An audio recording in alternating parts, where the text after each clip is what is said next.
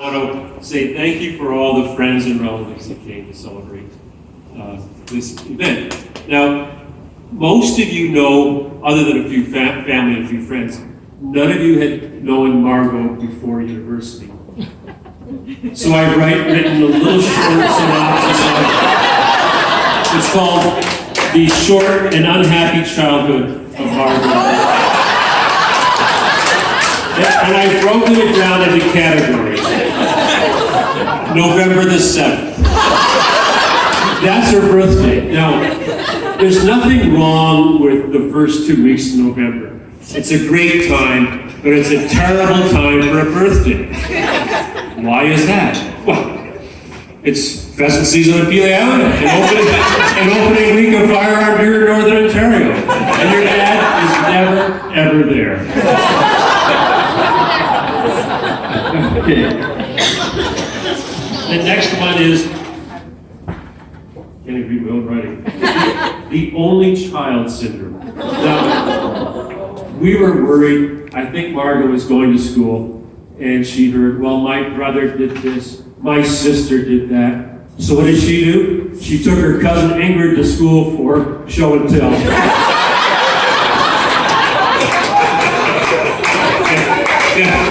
Now, pets. Question, yeah, there's a good stand up. Pets. We never had a pet. But we suddenly had to change because one day, I don't know, Margaret was in grade 1 or 2, she brought home the albino guinea pig that they had at school. And what she did is she took her wagon, she decorated it with crepe paper, and she put the albino guinea pig in the wagon.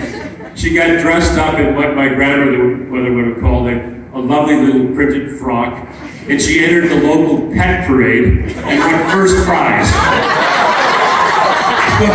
So after that, we thought, it's time for us to get a pet. So we got Sammy, the Siamese fighting fish. And the trouble was, I think Sammy had its last fight before we got it. Because about 3 days later, Sammy's floating upside down. Margaret gets up, what's wrong with Sammy? I said, well, I think Sammy passed on. And so, Mommy, please don't flush Sammy down the toilet. So Wendy took Sammy, wrapped him up in tinfoil, and put him in the freezer. Thinking at some point down the road, science will be able to figure out how Sammy died. So Margaret comes home from school and says, what'd you do with Sammy? And Wendy said, well, he's wrapped up in tinfoil in the freezer. And she said, that's gross. Throw him in the garbage.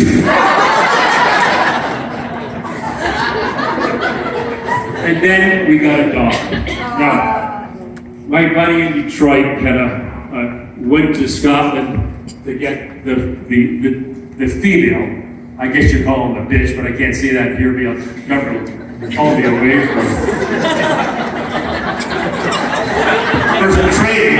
Anyways, so the mother came from Scotland, and she was related to Roaming Bruce, the Scottish field champion, and she was bred to an American with dog with good genetics. So anyways, we had the first pick of the litter. So we went over to Detroit and picked out this dog. And we came back and we were trying to pick a name out, and I said, there's great names for dogs. There's Trigger, or Bullet, or Winchester, or Beretta. Good names for a dog, but no, we had to settle for Chloe. Chloe the bird dog.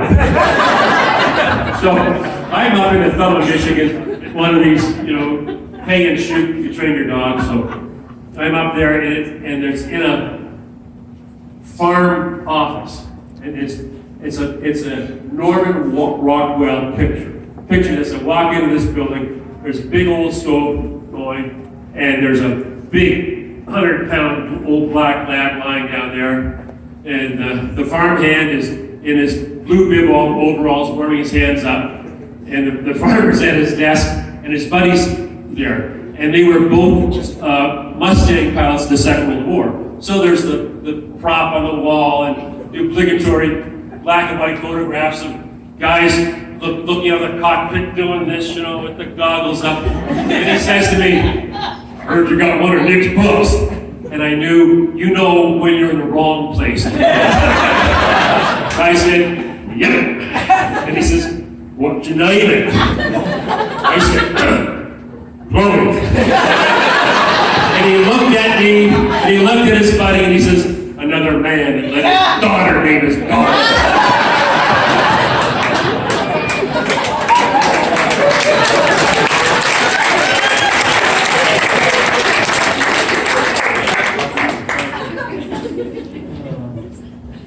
Boats. Now, we live in southern Ontario. We don't have any mountains to ski on or climb, but we're surrounded on three sides by water. So there was always a bunch of boats. We're always messing around boats. So Margot learned to sail a sailboat, and steer it, when she was only 3 or 4 years old. She could get there and she could fill that, make sure that jib was full, and just work that tiller like this. And she had a life jacket and a life ring. We could climb. I could run a line from the bow to the stern. She could just clamp onto that, and she could scurry around the boat, get the telltale ready, you're on free line. But it's always good to have a little kid on boats, because there's always some place you can't get into. There's always a place that's too small for an adult to get into, but a child can go down there and hold a wrench, something like that. So we always had a good time on boats. So anyways, we'd be sailing along, and she'd want to go for a swim, so we'd back with the jib, and she'd jump over, we'd pull her back in. Anyways, a friend of mine, a colleague of mine from Toronto came down, him and his wife, and we were sailing. And Blaine wasn't a very good sailor. And so here's this little 4-year-old kid says, Blaine, you're all over the bloody lake. I wonder where she got that from. Now swimming. Swimming was a big part of her life. She was on the Dolphin swim team when she was in public school. She held a city record in backstroke, I think, wasn't it? In high school, she was on the Riverside swim team. Now, for all you new parents, swimming is the best sport in the world. Why? Number one, equipment. 2 bathing suits a year, and 1 set of goggles every second year, right? And they're too tired to get in any trouble because they're swimming all the time. Now, I remember going to a swim meet, and I always have the paper and a cup of coffee. And I'd be reading it, and I'd go, I'd probably finish the National Post. Time to get up and cheer for my daughter. Remember one time putting the paper down, and I could see it was her class, and she's up there, and I'm cheering, go ahead, Margot, go! And she pulls a layer and says, Dad, that's not me. I'm right beside you. And I said, well, you all look the same. You all look the same jacket on, and it's just the swimsuit and the same hat. So I think that was your sailing career. Now we go on to politics. Okay. Well, back in the 90s, Ontario had your problem. We had an NDP government who tried to destroy the economy. So when the election came up, it became apparent that Mike Harris's Conservatives were going to win. So the best thing I could do, I went out and bought myself a brand new Ontario red ensign. And on our front door, we had a jack staff like that. And I had the red ensign up there all furled up, ready to go. And I told Margot, I think Mr. Harris is going to win. He's the good guy. The bad guy's going to lose. Right? And I said, when the good guy wins, there'll be more business, more money, and I can buy you a new set of swimming goggles. So after it was announced that Harris won, we went outside, and Margot pulled the line, the flag came down fluttering, and we sat there and saluted. It just then Mrs. Howard came by. Her father was Senator McLaughlin back during the war, and she stood up and she clapped and said, Margot, that's correct, the good guys win. So, anyways, you gotta get them early to get them thinking the right way.